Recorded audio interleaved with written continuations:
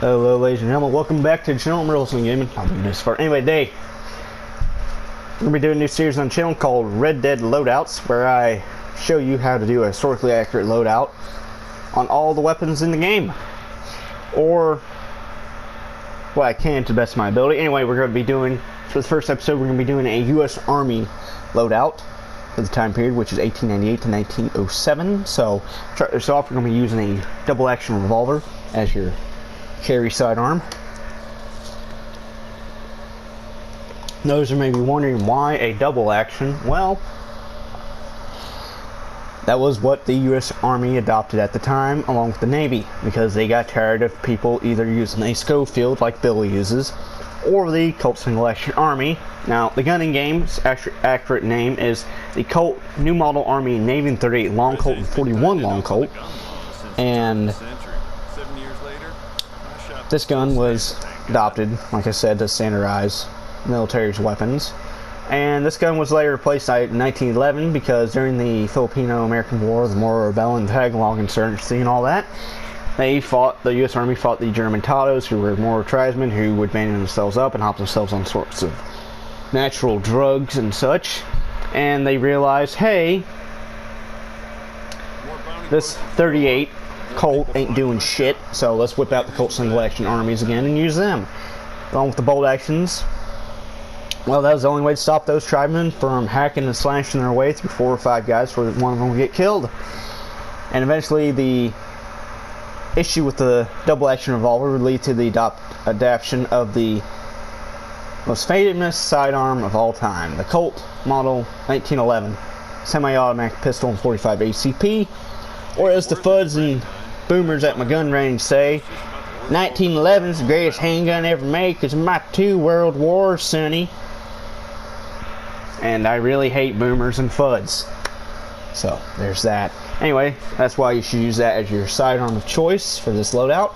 Next up is the bolt action rifle, which is also known as Krag Jorgensen. This gun came in 30-40 Krag or 30 Army, 8x58 Krag, or 8x50 something, I forget what it was, and 6.5 Swede.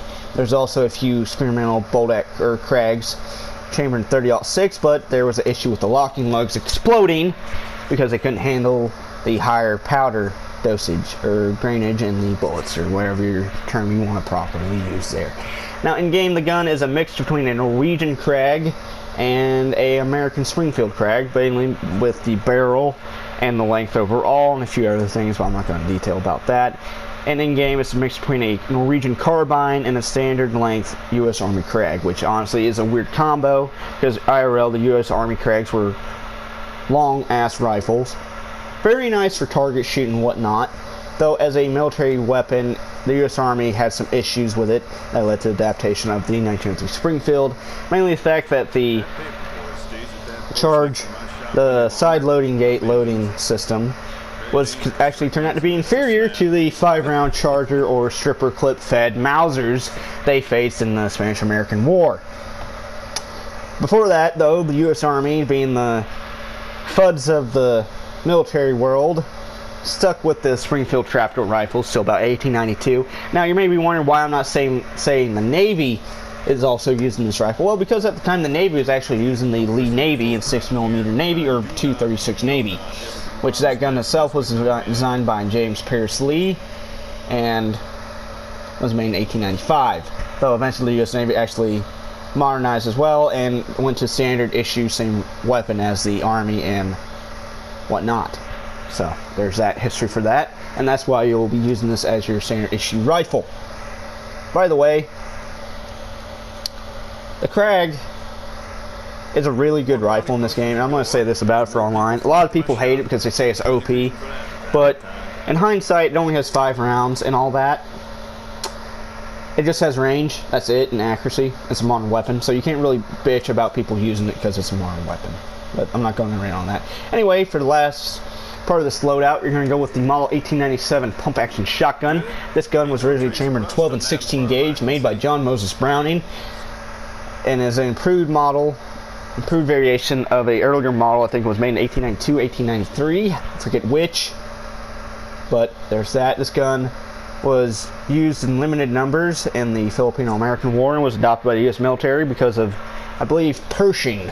Blackjack Pershing said he wanted to adopt it, but the problem was in the Philippines it's money and wet and all that, and the shells, which were paper, would expand, and well, you know how that goes. Gun don't go bang.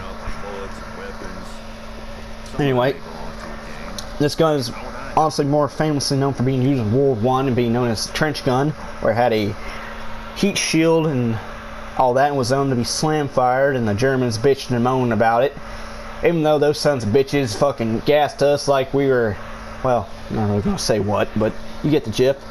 Anyway, in game, the gun's barrel isn't long as it actually would be, and you actually had about a longer barrel than shown in game, but that's about much detail I'm going to go into with the pump action. That, folks, is the first episode of Red Dead Loadouts.